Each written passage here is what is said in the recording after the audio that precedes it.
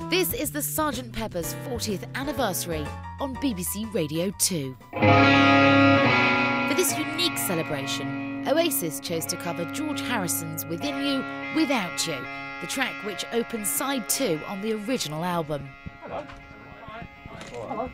Within You, Without You is really one of those songs that makes Sgt Pepper's unique, I think. Noel Gallagher. It wasn't my choice to do it. I was flabbergasted when Liam said, let's do Within You, Without You. I was like, what? Of all the songs? I would have thought Day in the Life, you know. And yeah, it bent my head and I was like, right, what am I going to do in it? There's no guitars in it.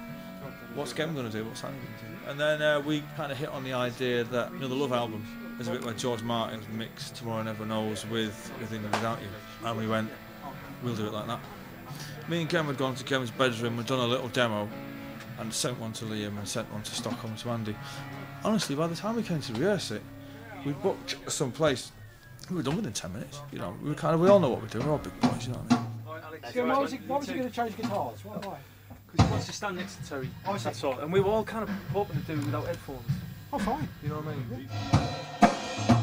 After we'd done the first 3 or 4 tracks for Pepper, and they, you know, wanted some input from George Harrison, and he came up with Only a Northern Song, and it was like, what, you know? And we recorded it, or tried to record it, and it was sort of shelved for Yellow Submarine, but it also, of course, gave George another jolt, and because he came up Within You, Without You, you know? There's a lot of stock put in, we're doing it with the Beatles equipment, blah, blah, blah, and all this.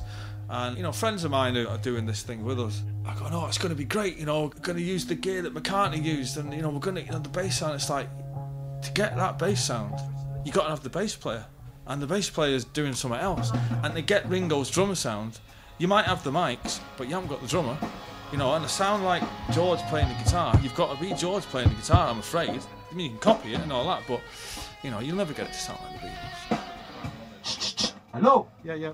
It's almost there. We just sort this vocal sound out and then we'll take one. We were talking. George didn't know the true form of the song, did he? But we thought, because this was going to be George's thing, Richard and I decided to get all the nice, well, we thought they were nice carpets out for the Indian musicians to sit on, because it started off with just Indian musicians, didn't it? So Richard and I tried to make them as comfortable as we could.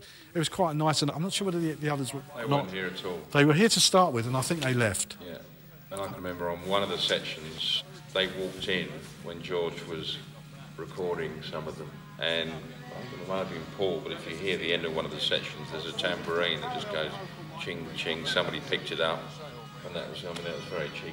Yeah, it wasn't supposed to be there. Someone just picked the tambourine up. The red light was on. We were recording. Just played along, you know. Apart from that, that's the only person other than George and the Indians.